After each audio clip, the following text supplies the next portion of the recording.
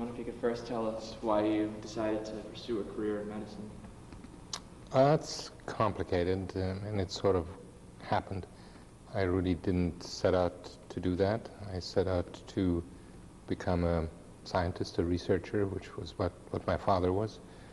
And when my family arrived in America, my father said that the best opportunities for research were in medicine. So I went to medical school in order to be a researcher. And then in medical school, as time went on, I realized that I wasn't that interested in research, maybe, or I was, but I was more interested in helping people, and I became enchanted by medicine. Where did you go to medical school? New York University. And where were you originally from? It's a little complicated, from Europe. My father was Hungarian, my mother was German. I grew up in those countries, and then before I came here, I spent about 9 years in Sweden, my sort of formative years, through high school. What led to you coming to the United States?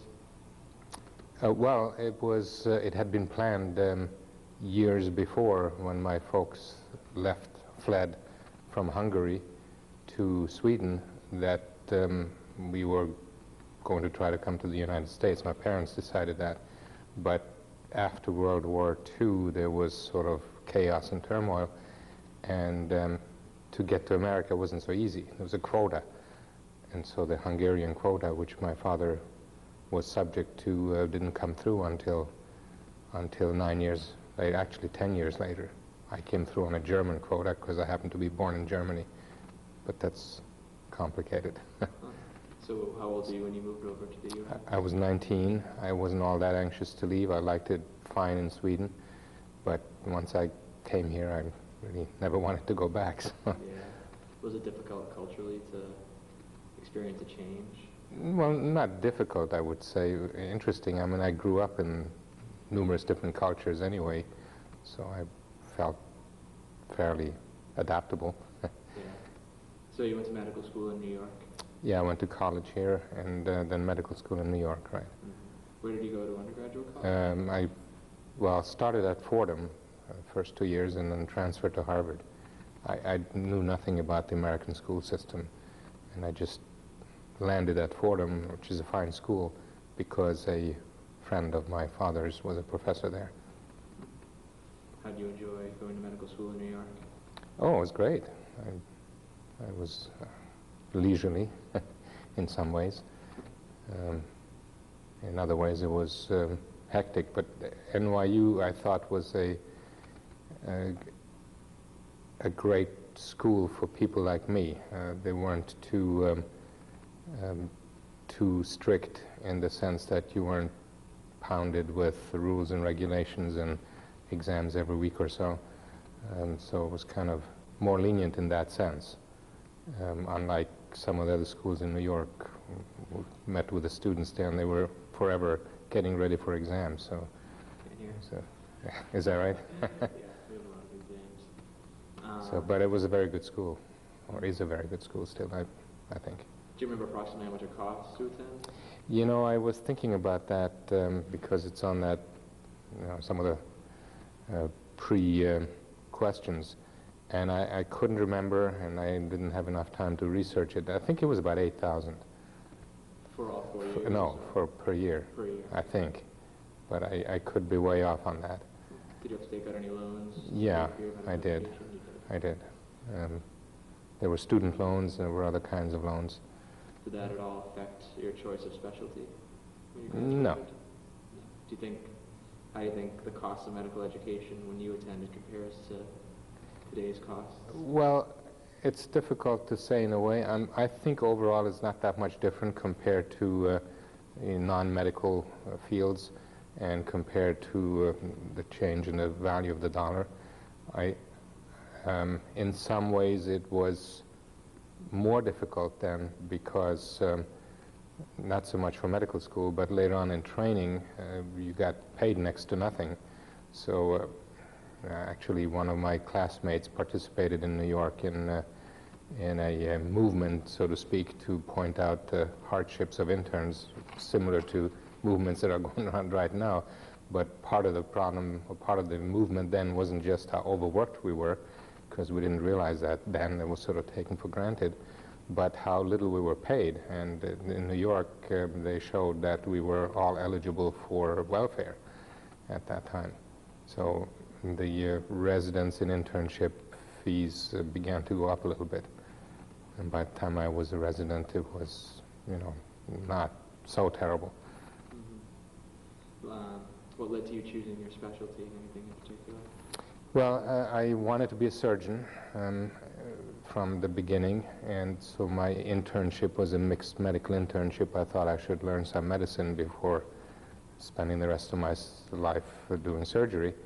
And during my internship at Montefiore in New York, I really found that my temperament was more suited to be an internist. I'm more reflective and slow and don't like to make, decisions immediately if I don't have to.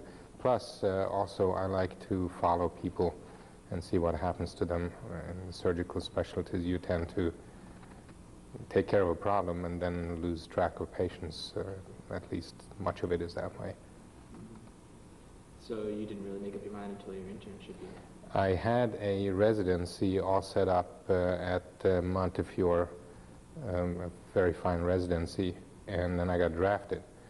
And I had decided I really didn't want to do surgery by the time this happened. And when I got drafted, that was sort of a convenient out for me, because the chief really didn't want me to withdraw. He was very upset with me for changing my mind. And he was very upset when I got drafted, because he thought I'd sort of sought that out. Yeah. But I hadn't. It was a big surprise. So when did you become drafted? 1964, but or 1965 I was drafted.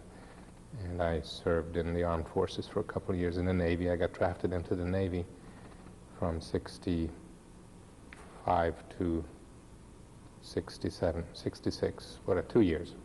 So you became a U.S. citizen as soon as you came to the U.S.? 1961, I was in medical school. Yeah, as soon as I could. Yes. Did you see any wartime or anything while you were enlisted?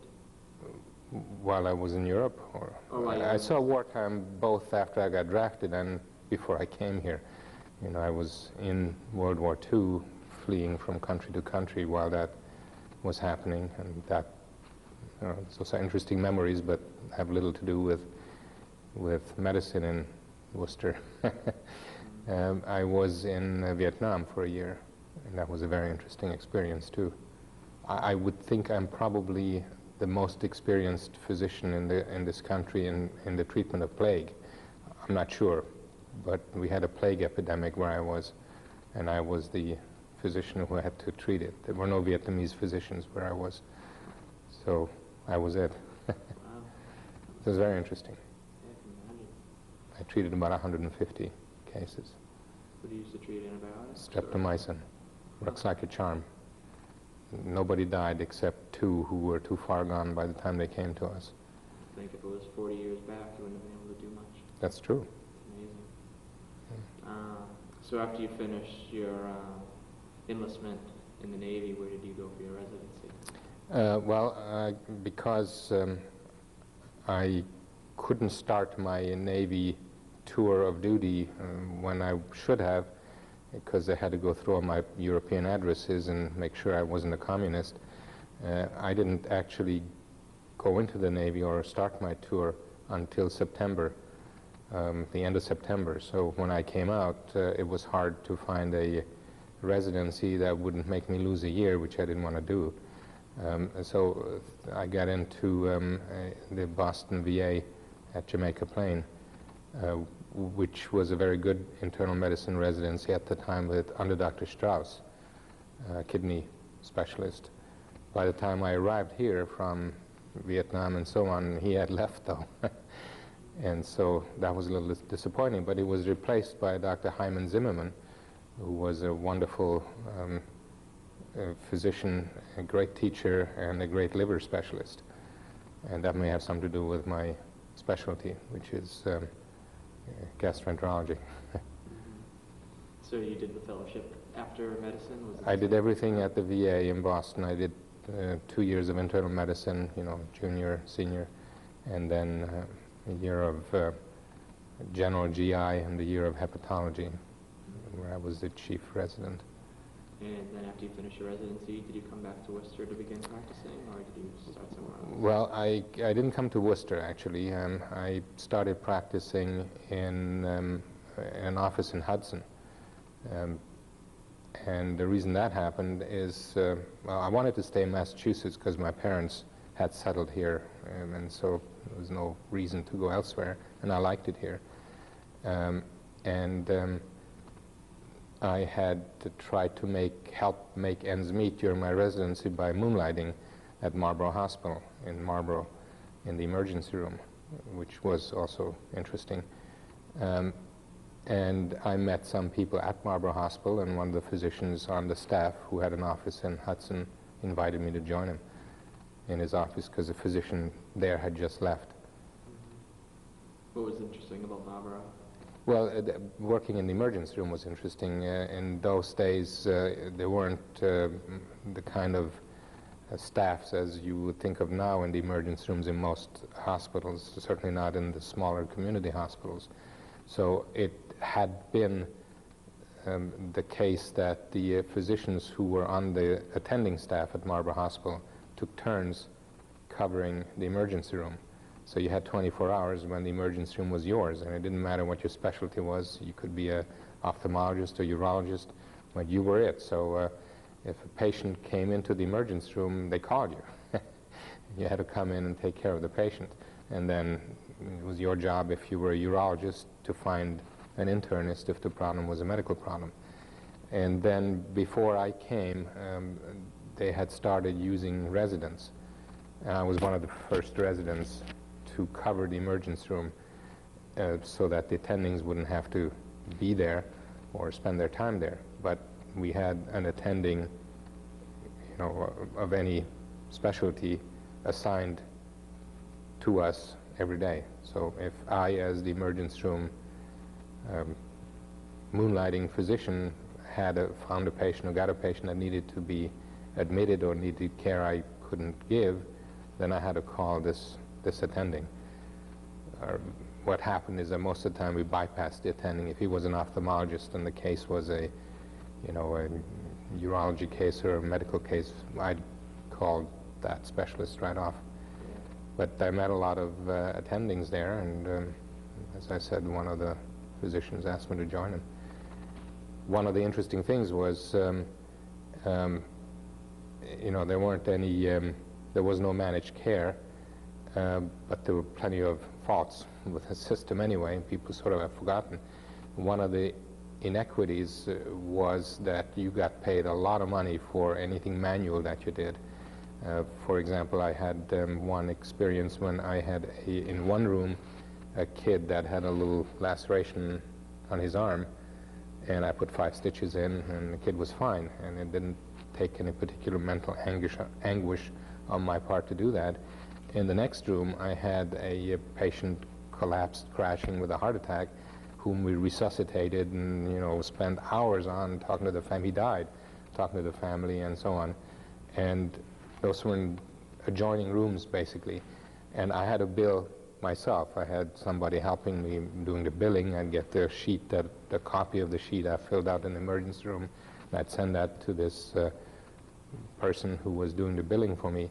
And I got $25, $5 per stitch for the kid with the stitches without any problems whatsoever. For the other case that died, I got a note back from Blue Cross Blue Shield that says this is not a covered service for outpatients. So I had to spend, a fair amount of time to communicating. Well, but the patient died, you couldn't admit him and so on. And eventually I got paid $25 for that too. So it doesn't quite compute. But a lot of that is still the case today, I think. Yeah. So initially when you went into practice, there were HMOs in place where you were working? No, there weren't any HMOs in place. I started practice in 1971, and all my patients were private patients, There were some Medicare patients, some Medicaid patients, but most of the other patients either had nothing or they had some form of indemnity insurance, mostly Blue Cross. HMOs did not exist here. They were, I suppose, Kaiser, I think, was in place in the West Coast and other places, but we hadn't heard much about these locally. There were some prepaid health plans I was aware of in New York. They were sort of curiosities. We didn't think of them as managed care. And I think that's sort of a misnomer anyway. And when did you first start seeing managed care come into your practice? Well, I was the president of the medical staff of the medical staff in around 1980. This is sort of a 2-year stint that you had, unpaid, by the way. You know, something was a duty that you did, and an honor. But I, at that time, when I had that position, several of the physicians, including me, had patients telling us, "We like you as a doctor, but you know, our insurance won't pay if we see you. I have to go, in order to, for my plan to pay my doctor, I have to go to the patients that belong to that insurance." And they were talking about Fallon and Harvard health plans, which were in existence at that time. So, you know, the patient said, "We'll come to you anyway, we'll pay out of our own pockets." And I said, "Well, money isn't the reason I'm in medicine. You know, that's not a big thing." But it happened more and more, and physicians were talking about it, and I realized as the president of the medical staff that I had to try to do something about that, or with time, all the patients would be shifted away.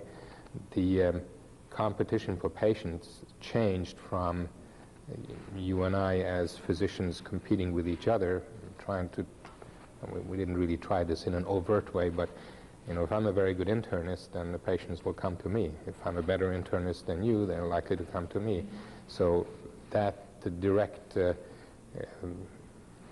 interaction or competition was changing to a competition where I will go to whoever insurance I have bought, not to whoever I think is the best doctor in the community.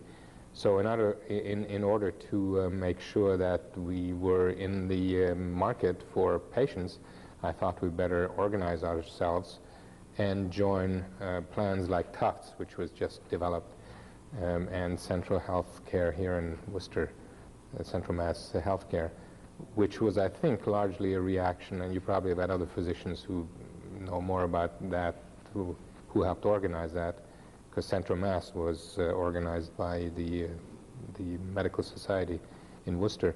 But these kind of independent HMOs began to be formed, and I put together an IPA in 1980 at Marlborough so that we could join Tufts, and then we did.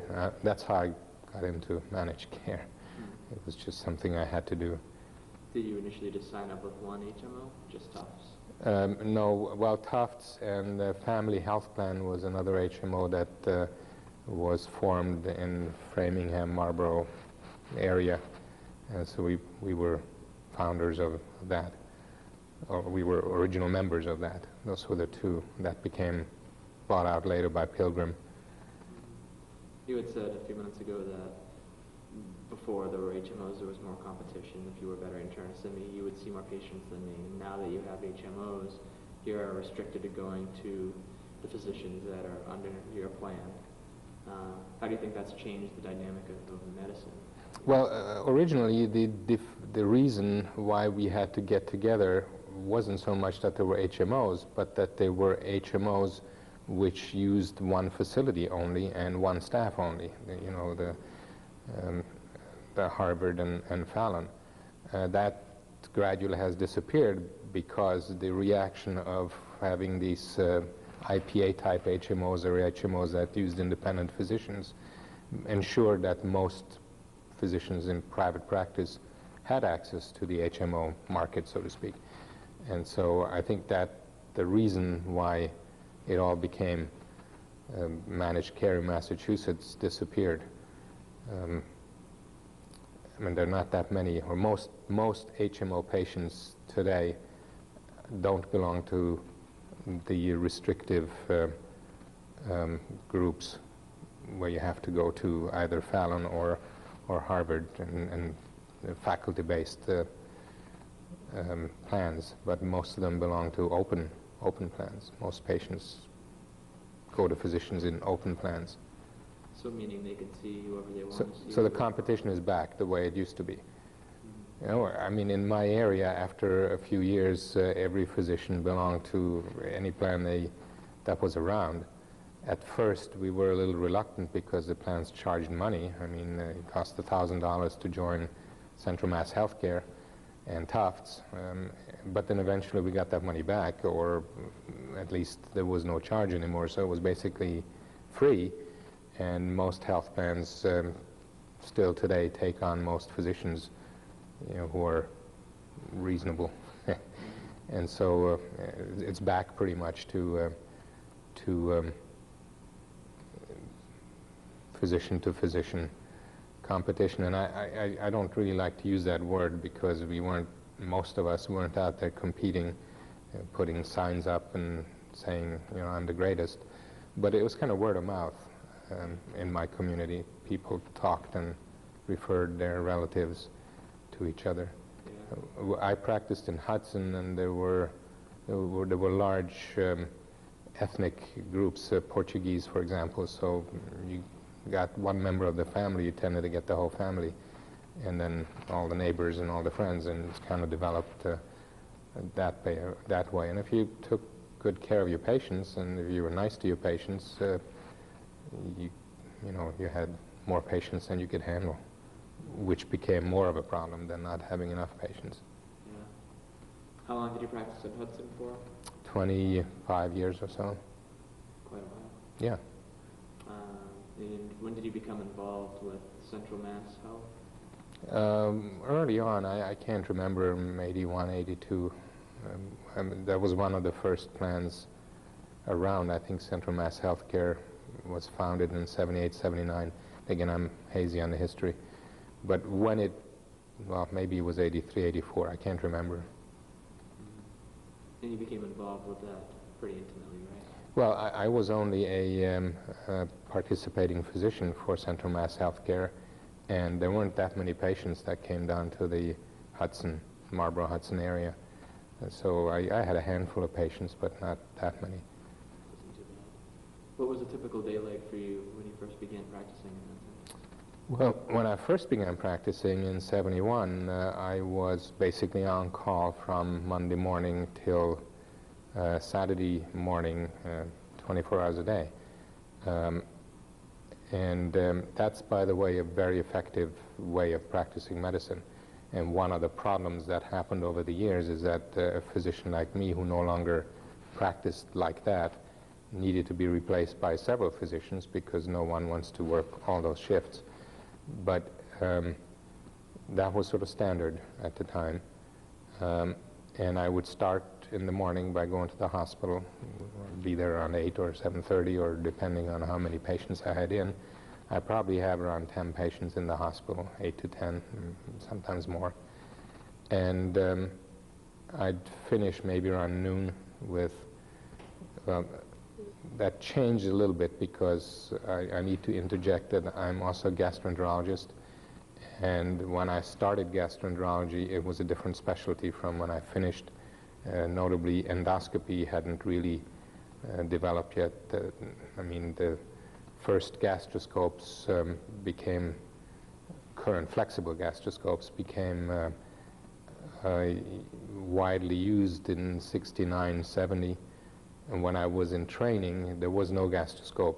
The VA didn't own one. One of the residents bought one. And we had to persuade our attendings, and like Dr. Engelfinger, who used to be the editor of New England Journal, he didn't believe in newfangled things, so we had to sort of prove to him that these things were good. Well, he did become fascinated by the pictures. So anyway, I'm interjecting. My practice changed as endoscopy increased in frequency, and I became more and more involved in that. I needed to make time to do endoscopies usually in the mornings. But then my inpatient load sort of decreased, which was a phenomenon that gradually happened before HMOs came about, because we kept patients in the hospital less and less long and treated patients on an outpatient basis more and more. So anyway, I would start my day in the morning at the hospital and either see all the patients or see patients and do procedures as practice went on. And around noon I would go to the office and start seeing patients in the office, and I'd see patients as long as it was necessary. I got a little nervous when the first week I started, because I overheard a phone call to my partner. We shared secretaries. A patient wanted to come in, and the secretary asked him, well, when shall we put this patient in? It really needs to come in. It's got a rash or something. And he said, well, put him in at midnight, because he was booked till 11:30. So this patient came in at midnight, and I thought, oh my God, I mean, this is really going to be rough. It wasn't quite like that, but we did see patients late, and we had pizza brought in if necessary, so we could survive it. But with time, I couldn't really live that way. I had kids, and I needed to go to the ball games and all that stuff. So I sort of closed my office around 5:30. I squeezed patients in afterwards. But then you'd have to make a bunch of phone calls, because it wasn't, at least my practice, to have patients come back to have their lab work explained. That was part of the original office visit and part of marketing and so on. So I made a lot of phone calls, and often from 5 till 7 or 8, and sometimes I'd take them home with me and make them from home, depending on what I had to do with the family. So that was sort of the day. Now, I mentioned that you'd be on call all the time, and it is really much more efficient to get a call about your own patient. So getting, and we would get calls during the night, and so one of the things that happened in my family, at least, is that I would hear the phone ring and my wife wouldn't, and she'd hear the kids cry and I wouldn't. So we sort of developed this this relationship, and I'd get up in the middle of the night, go to the hospital, spend an hour or two there, and come back, and my wife never knew that I'd left. It's a defensive thing you develop. So you said a couple times that it's more of an efficient way to do things. Do you think that's the way it should be done today? No, it's a more efficient way in one sense. I mean, it's not all that efficient for the physician's well-being, I don't think, because if you have had a really bad day and have a lot of calls, and you really haven't gotten any sleep, and you get a patient vomiting blood, and you got to go to the hospital, and then you have a full day the next morning without sleep, that's not very good. That did happen, frequently enough. So for the protection of the physician, and also in a sense for the patient, because if you're, in near coma, you're not as effective as a physician. It's probably better for physicians to have a more decent lifestyle and cover for a group of physicians who can rest. So that's gradually what developed. And even if you weren't part of a physician group, a number of physicians in the same area would agree to have coverage arrangements, which is what I did mostly.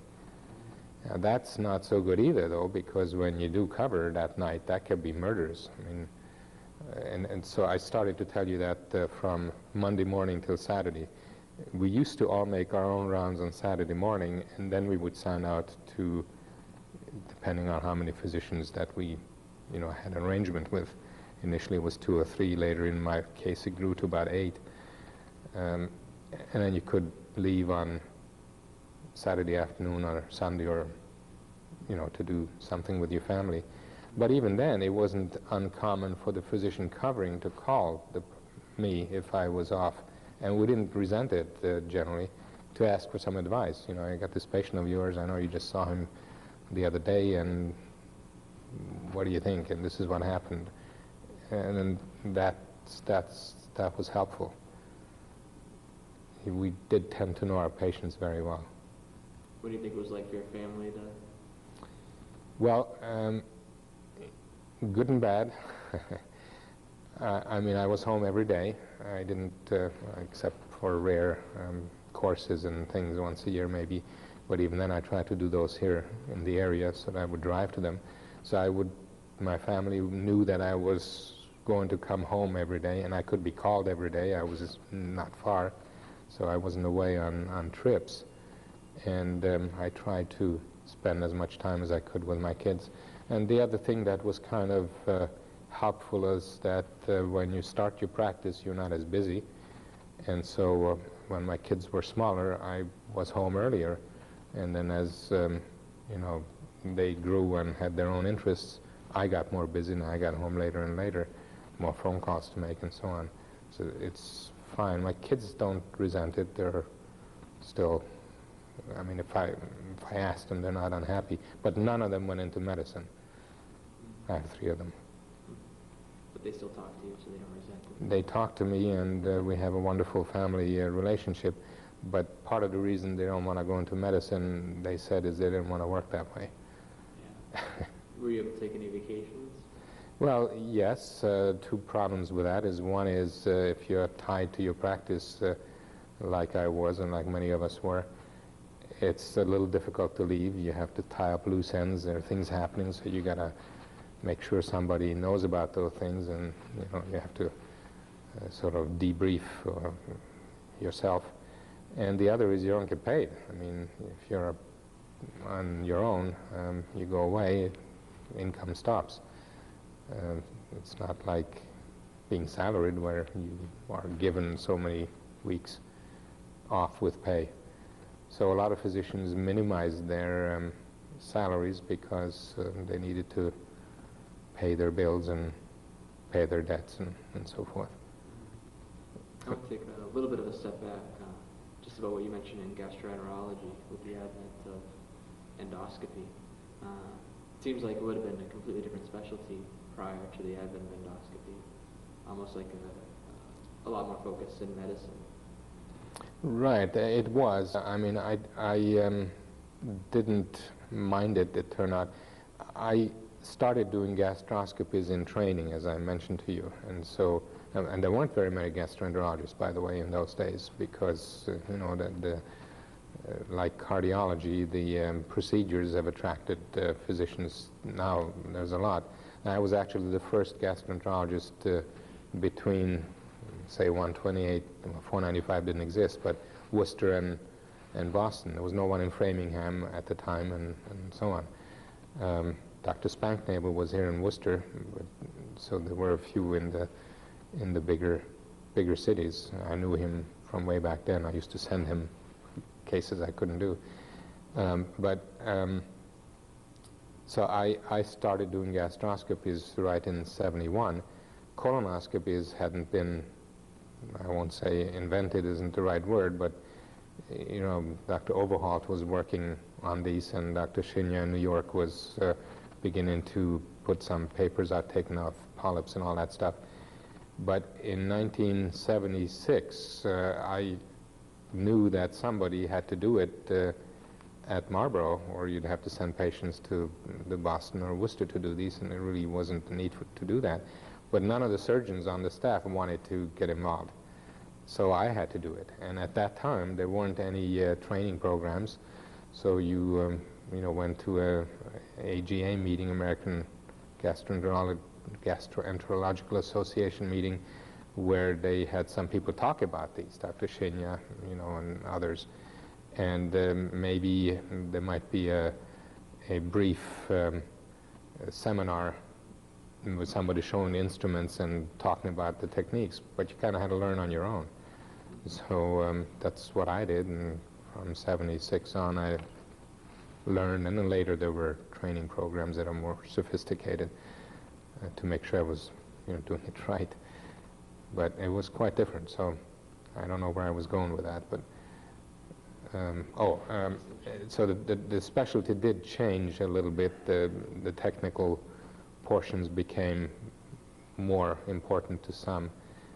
I didn't go into surgery because I was interested in sort of the cerebral aspect of medicine more than the technical aspect of medicine. but it was nice to have a change. What other technological changes or major technological changes have you seen throughout the years? Well, I would have to say endoscopy is certainly one of them. Cardiac cath didn't exist. I mean, actually, bypass surgery was new. Venous bypasses. They were still doing these mammary implants and sham procedures and stuff in my day, but I would say that bypass changed the world quite a bit. The development of special care units, cardiac care units, intensive care units. We didn't have one at Marlborough when I started. The first intensive care unit was a solarium where we just put some beds together and got some extra EKG machines. Monitors didn't exist, so that really changed drastically. So in some ways it was easier to be a doctor because there wasn't that much to know, and there weren't that many cardiologists, for example, so we took care of all the MIs that came in, general internists. And at Marlborough, for example, I can't speak for Worcester, there were very few internists who practiced only a subspecialty. Most of us did general internal medicine and our subspecialty. And I did for most of my career. The last few years I did just GI, but for most of my career I did everything. But it became difficult to know what to do with an MI. I mean, it's now a science by itself, for example, so it's hard for an internist to be up on everything. So the bronchoscopies, better and better surgical techniques, and a proliferation of drugs, which didn't exist. And when I started, we had morphine for pain, we had streptomycin for tuberculosis and INH, we had penicillin and sulfa, and we had digoxin. And that was about it. There weren't any diuretics. We used to give mercury shots to diuresis people. Hydrochlorothiazide came out around that time, and much later Lasix. So, I mean, it's changed drastically. Yeah. Just to touch on what you said, expand a little bit. So do you think internists today only have, or most internists today only practice within their specialty? No, I wouldn't say that, but I think it's the other way around. I mean, the general internists do a little bit of everything still and can do it well. I would say there are more subspecialty physicians who do only subspecialty and don't do all of internal medicine. I think probably most gastroenterologists today do gastroenterology, and probably most cardiologists today do cardiology and not general internal medicine. But I won't say that a general internist doesn't do all those other things as well, but I think it's easier to get a consult or get help when you are not quite sure what to do as a general internist. To take a couple steps forward, after you left Hudson, did you decide to pursue more of a managed care career? Well, for me, what happened is I told you I got involved in this IPA way back in 1980, 81. In 1982, there was rampant apathy among physicians. Nobody wanted to be involved, really. So I had to be the president of the IPA for about 10 years. And then gradually it changed. But we formed a joint venture corporation with the hospital. Now they're called PHOs. At that time, that name hadn't been invented. And that was in 1982. And that allowed us to, for example, take on Pilgrim, which wanted to look for joint ventures. So it was complicated, but I got involved in that too, and nobody wanted to run that either, so I had to be the president of this, what we called the name was New Health Enterprises. It was an early joint venture between an IPA and a hospital. It still exists and is doing fine. And quite a bit later, we were involved in doing a senior managed plan through Tufts, the Secure Horizons thing. And I had to put that together and be the president of that again. The group that we had, that group is still running, and I've heard that they're doing quite well. So there were all these different things coming on which were not gastroenterology or internal medicine, and that took up more and more of my time. And by '95, when I was going to these board meetings for these various things, the beeper would go off and a patient would be in the emergency room, you know, with a major GI problem, and I'd have to say to the group, I'm sorry, the patients come first, I got to leave. And I was getting stressed because I was torn, and both of those jobs were time consuming. So I had practiced 25 years by then, and I decided I either give up my involvement in managed care, or I give up my involvement in practice. I can't do both. I'm getting older, and you know, it's causing ulcers. So I decided to give up practice with a great deal of regret, but because I'm, you know, moving on in my career, and it was sort of a career change for me. And at that time, Central Mass Healthcare was looking for a full-time medical director, and I applied for the job, and probably because I'm local and the other people that were applying didn't want the job, I got the job, and I've been in that same position ever since. I figured if I don't do this, somebody else will do it, and I had some experience in the field. Have you enjoyed your position as medical director? Well, yes and no. It changes your relationship, not my relationship toward physicians, but physicians' relationship toward me. I mean, the first day that I had the job, one of the urologists that I'd worked with for years and years said, "What do you know about medicine? You're in managed care." And so that's sort of a shift in attitude. Managed care, or HMOs, are not popular among physicians. And a lot of that is with good reason, and a lot of it is because of a lot of misunderstanding, even today, of what HMOs do. Because a lot of things are attributed to the HMOs, which really are the result of group practices. In other words, it's said that the HMO wants you to spend no time with the patient, which is silly. It's not true. It's the group practices that manage themselves that want the physician to be productive. And they rush the patient through. An HMO like ours, where we pay fee-for-service, we don't pressure physicians one way or the other. Physicians say we don't pay enough, so they have to see more patients, and that may be a valid point.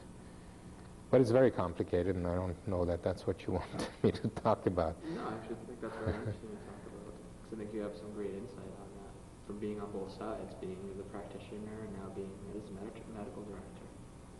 Yeah, the one big thing that physicians and media don't ever seem to want to, or that's not put well, don't realize, and even patients don't realize, is that these managed care plans spend the patient's money, not somebody else's money. So every time we increase the amount that we pay, we're spending the patient's money. So in a sense, we, or I, have a fiduciary responsibility to limit the amount of money that I spend on behalf of the patient. Patients traditionally were sort of overwhelmed, really, by me as a practicing physician in a way, except I was a nice guy, so I tried not to overwhelm people. But in the past, if a physician said, my charge is $100, patients didn't question that, and they did whatever they could to try to pay, you know, and that's what they did. Maybe the service really wasn't worth $100. It might have been only worth $50. So HMOs are, in a way, a collective bargaining agency for the patient. And that's not something that's understood. Every cent the HMO pays out on behalf of the patient comes from the patient. Have you seen a lot of changes over the past 5 years? In HMOs? Yeah. Yeah, I mean, I think there's been a backlash, and as I said, partly rightly so, partly because HMOs get blamed for everything. It's a convenient scapegoat. I mean, it used to be that whenever something went wrong, for some years, physicians were on the front page in the newspaper. Wrong leg was taken off, splattered on the front page. Now, wrong leg is taken off, the HMO is splattered on the front page. And so, in some way, my physician half, I would say we've been successful in shifting blame onto the HMOs, and maybe that'll come back. It's possible, though, that HMOs will be destroyed because they're now in the media put in on the same page as tobacco companies, and sort of evil. I moved from being the fourth most popular profession after nurses and others in these annual surveys that people have. Nurses, clergy, I don't know who else, doctors are always at the top, to the fourth from the bottom. HMO officials are just above car salesmen and lawyers, and so I really shifted, and I think I'm the same person, but that's a perception. Yeah. Is a managed care company that you work for, are they trying to do anything to change that image, or? Well, you can't. A doctor, and again, I'm on both sides of this. I understand. If I'm in practice, I'm angry because I have been questioned. My judgment has been questioned by someone at the HMO who I think knows nothing. It's not true, because I'm the one who does the calling from the HMO, not the administrator. That's one of the myths. But if I, as a physician, am upset because I'm sort of being held accountable, I can lash out, and I get letters that are, I wouldn't write, and I'm surprised that I'm getting them from some physicians. Not most. Most physicians are fine people, but some just, they're using even dirty language and I'm going to report you to the Attorney General, this and that. If I, as the HMO, try to say to this patient, well, your surgery that you scheduled for this patient, for this tonsillectomy, where there's really nothing wrong with the tonsil, and where this patient has malignant hyperthermia, which you missed, you idiot, you could have killed the patient, and I think that's near malpractice. I can't write letters like that. You can't fight back because, you just can't do it in this setting. So it's the physician who is angry and upset is not always right. He's often right, not always right. We're not always right or wrong, and the reasons why HMOs have to do certain things are there because there are rules, regulations, contract agreements. If you're my patient for my HMO and you have a health plan which covers some things and doesn't cover other things, let's say your medical plan doesn't cover dental surgery, then it doesn't really matter how necessary it is to have that dental surgery. I mean, as the HMO person, I want you to have it done, but I can't pay for it because, that's not what the contract is, and I'm breaking the contract. I just can't do it. It's not my money. It's all the patient's money. The subscribers give me the money, the employers give me money. It's their money, and I can't spend it in ways that they don't allow me to spend it at. And that's very hard to understand sometimes, because sometimes there are certain things that, people want to have done, and some people think should be done, but it's not a benefit. Hard to understand. Seems like you must have to have a pretty hard shell to deal with your position. Yeah, well, it's difficult sometimes. But most is very rewarding because most physicians are wonderful to work with and understand all this. It's just that some don't. And of course I saw some of that when I was in practice. I mean, not all physicians are really great. There are some who are there for reasons we shouldn't go into medicine for, like becoming rich. So there's a nice open-ended question. How do you see things changing in managed care in Well, the future? I don't know. I think managed care is necessary in the United States. I think if it becomes destroyed, which it can, we will probably have to have a government-sponsored medicine, something like Canada. And I know that the Canadian system is crumbling. My wife's Canadian. I know doctors there. I know hospital administrators there. Okay, and so there are some great things about it in Canada, but ultimately the government doesn't fund it right. And if you give this to the government, I don't think it'll be the greatest thing for physicians. In Canada, physicians are striking every few years. You know, it's kind of ugly. So I'm hoping that managed care will survive because it does keep costs down at the cost of, you know, some hardship.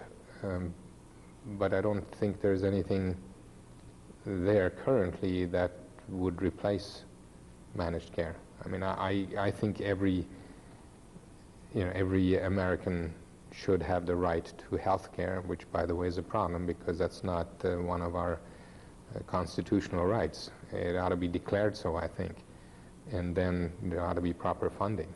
I mean, it's all very complicated. Research isn't funded right. There's no clarity on how that should be funded. HMOs say, we're not going to use our patients' money to pay for your research, but then who will pay for the research? So I think that needs to come out of tax money probably, and not out of the money for those people who buy health care. That's sort of that's a taxation, but it's not taxing all equally. So it's very complicated, and I don't know where it will go. Do you think managed care influences the quality of care a patient receives? Well, it tries to improve it. And a lot of physicians will disagree with that, but in general it tries to improve it and standardize it, you know, by promoting guidelines and managed disease management activities. We try to help. It's partly difficult to do because there is resistance, and whatever we do, I mean, almost in every letter that I get, physicians assume that we're doing everything for money. Of course, if you want to be nasty, you can turn that around, and almost every complaint is to get more money. You know, you didn't pay me enough. You know, how dare you?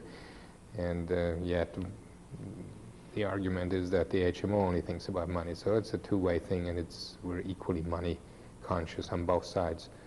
And that's another little bit of regret I have, is that the field of physicians in management, physicians in administration, not just HMOs, is not well represented by our medical societies. Medical societies sort of are at war with managed care and shouldn't be.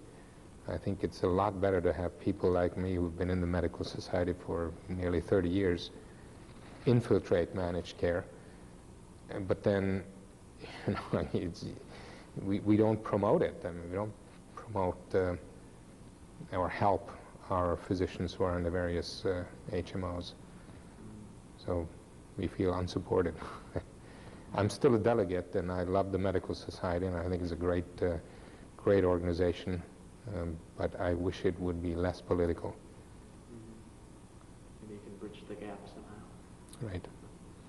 One question that I've been asking everybody is, do you have any advice that you would give to future doctors? Well, I think medicine is a wonderful field. One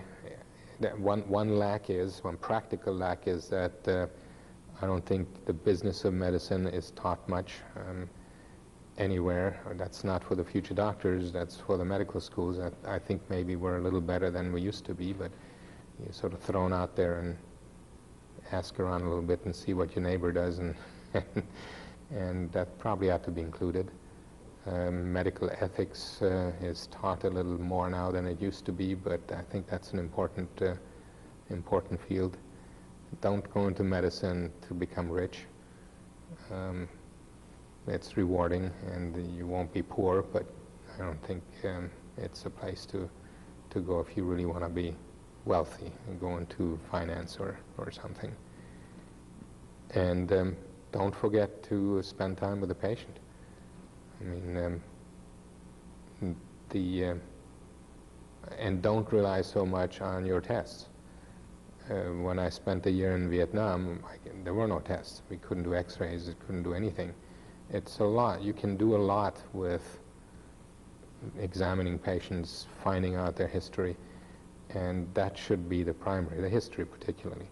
I think a patient pretty much tells you what's wrong if you just listen to what the patient tells you. So spend time with the patient, it'll save time later, and do your ancillary things al lab to confirm, not to cast out a net to search for everything, because it just is very inefficient. I think that would be something that definitely increases the cost of care, ordering all kinds of... Well, perhaps, but I am not even, I mean, my teachers, when I was in training, when I ordered a bunch of tests, said, well, why did you get that? Well, why did you get this? What are you going to do with it?